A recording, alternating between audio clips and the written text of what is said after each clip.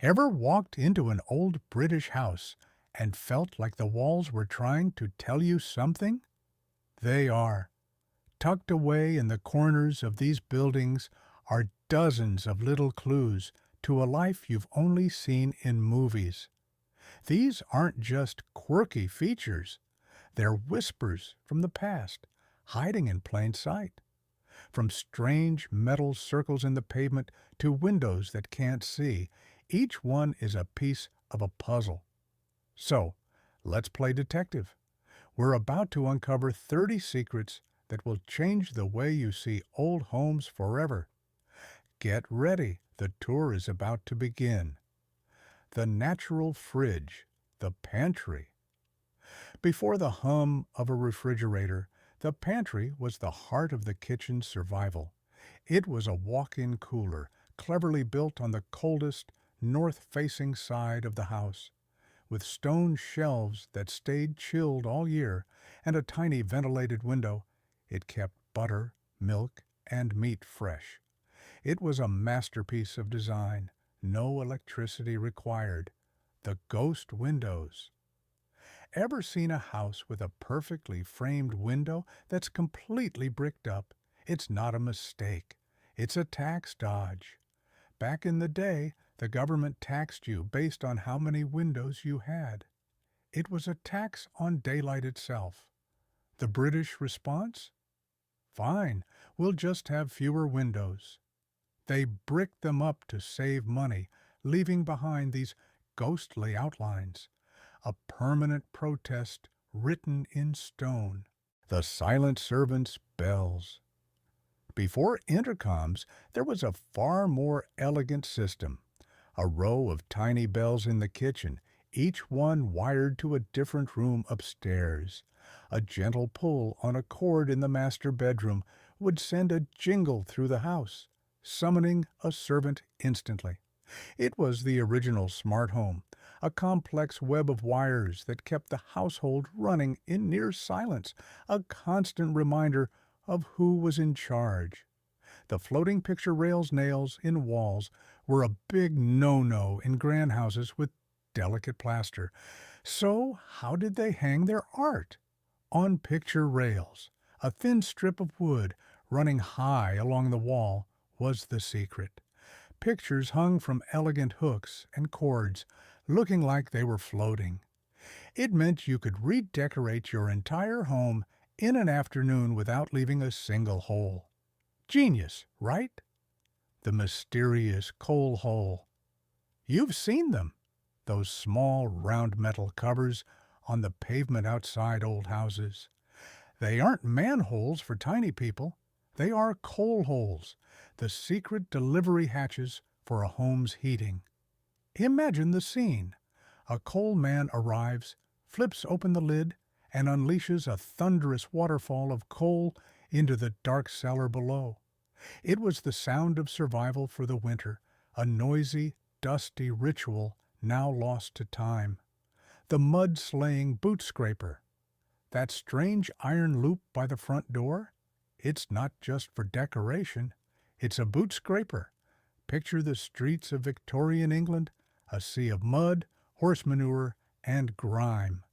Before you dared step inside a clean house, you'd scrape the filth off your shoes on this handy device. It was the first line of defense in the war against dirt. The hidden servants' staircase. In big houses, there were always two staircases, the grand, sweeping one for the family, and a second one hidden away. This was the servants' staircase, steep, narrow, and plain. It was a secret passage that allowed staff to move between floors like ghosts, carrying laundry and meals without ever being seen by the masters of the house. The deceptive ceiling rose. That beautiful plaster circle on the ceiling isn't just for show. It was originally a clever piece of safety equipment. In the age of gaslight, chandeliers were hot, sooty, and a fire hazard. The ceiling rose hid the ugly gas pipes and protected the ceiling from being scorched black by the open flames. When electricity came along, its job was done, but it was too beautiful to get rid of. The backyard bunker. During World War II, many British gardens had a secret hiding place, the Anderson shelter. This small corrugated steel bunker was half buried in the ground. When the air raid sirens wailed, families would scramble inside and pray. Today, some still exist, disguised as garden sheds or lumps in the lawn, silent monuments to a time of incredible fear and courage. The secret milk door. On the side of some 1930s homes is a tiny door like a miniature safe. This was the milk door. The milkman could pop your daily delivery of fresh milk inside from the outside, and you could collect it from a second door on the inside. It was a symbol of a more trusting time. No one worried about their milk being stolen. The fireplace toolkit. A fireplace wasn't just a hole in the wall. It was a machine that needed tools. Beside every hearth sat a coal scuttle, a fancy bucket for fuel, and a set of fire irons, a poker to stir the flames, tongs to add coal, and a shovel for the ash. These were the essential instruments for conducting the orchestra of warmth that kept a family alive through winter. The attic dwellers. The attic in a grand house wasn't for storing junk. It's where the servants lived. They worked in luxury downstairs, but slept in tiny, freezing rooms with sloping ceilings right at the top of the house. It was the ultimate separation of worlds, a physical line drawn between the pampered and the poor, all under one roof. The ever-warm Aga cooker. The Aga is not an oven, it's a legend. This huge cast-iron cooker is designed to be on all the time. It heats the whole kitchen, cooks food to perfection in its various ovens, and is always ready for a kettle. Families would dry their clothes on it, lean against it for warmth, and treat it like a beloved member of the family. The food elevator, dumbwaiter. How do you get a heavy tray of food from the basement kitchen to the dining room 2 floors up? You don't carry it? You use the dumbwaiter. It was a small wooden elevator pulled by ropes. The servants would load it with food, hoist it up, and voila! A silent, dumb waiter had done the heavy lifting for them. The dirty scullery. The beautiful kitchens in period dramas were a lie. The real, messy work happened in a back room called the scullery. It had a massive stone sink and was used for gutting fish, washing muddy vegetables, and scrubbing blackened pots. It was the guts of the operation, keeping the show kitchen pristine for guests. The heart of the fire. Every fireplace had a cast-iron grate, a basket that held the burning coal. It was the true center of the home, where families gathered to tell stories and stay warm. But it was a messy relationship. The grate was always hungry for more coal and covered the entire room in a fine layer of soot. The long walk to the loo. Before indoor plumbing, going to the toilet meant a brave expedition into the back garden. The outside toilet was a cold, lonely little shed, often shared with spiders. A trip in the middle of a winter's night was the stuff of nightmares. It's no wonder people were so excited when the toilet finally moved indoors.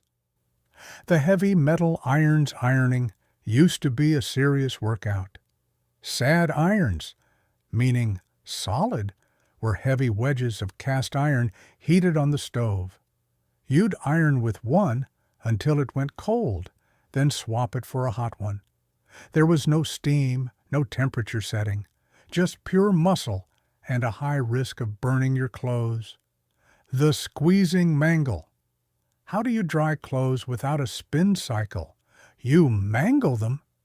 This terrifying-looking device used 2 massive rollers to squeeze the water out of wet laundry. You'd feed the clothes in one side and turn a giant crank, crushing the water out with a satisfying squelch. The servant's switchboard, the annunciator box, was the servant's mission control. When a bell was pulled upstairs, a bell would ring and a tiny flag would drop in a glass-fronted box in the kitchen, showing exactly which room needed service. No shouting, no confusion, just a silent, brutally efficient system. The great copper boiler. Monday was laundry day, and it started with firing up the copper.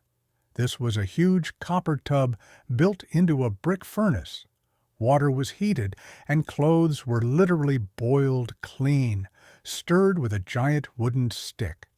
The whole house would fill with steam. It was an industrial operation in the home.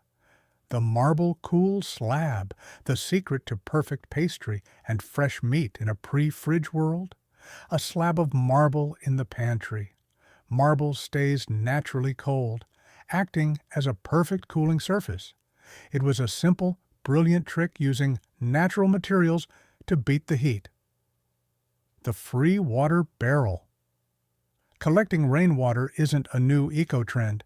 It was just common sense. A barrel under a drain pipe collected soft rainwater, which was much better for washing hair and clothes than hard tap water. It was free, efficient, and every home had one. The ceiling clothes dryer. The clothes pulley was a genius solution for the damp British weather. It was a wooden rack that you could load with wet laundry and then hoist up to the ceiling with a rope. Since hot air rises, it was the warmest spot in the house, drying clothes overnight for free. The Lifeline coal shed. The coal shed was a small, dark outbuilding that held the key to winter survival. This is where the main supply of coal was stored. A daily trip out into the cold to fill up the scuttle was a non-negotiable part of life. The hissing gas lamps. Before electric light, homes glowed with the warm, slightly eerie light of gas lamps. They hissed quietly and cast long, dancing shadows. But the light came with a price. Soot-stained ceilings and the constant faint smell of gas. The revolutionary letter box. A slot in the door seemed simple, but it changed everything. Before letterboxes, you had to wait for the postman to knock. The letterbox made mail private, instant, and personal. It was a small invention that connected every home to the rest of the world. The family storyboard, the mantle. The mantelpiece was the family's trophy shelf, photo album, and social calendar, all in one. It held framed photos, treasured ornaments, and invitations.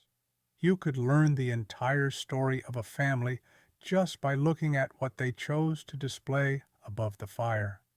The nosy lace curtains were the ultimate social tool. They let light in, but kept prying eyes out. More importantly, they allowed you to see out. They were the discreet screen behind which generations of British neighbors kept an eye on the street and each other. The thundering door knocker. Before doorbells, your arrival was announced with a bang.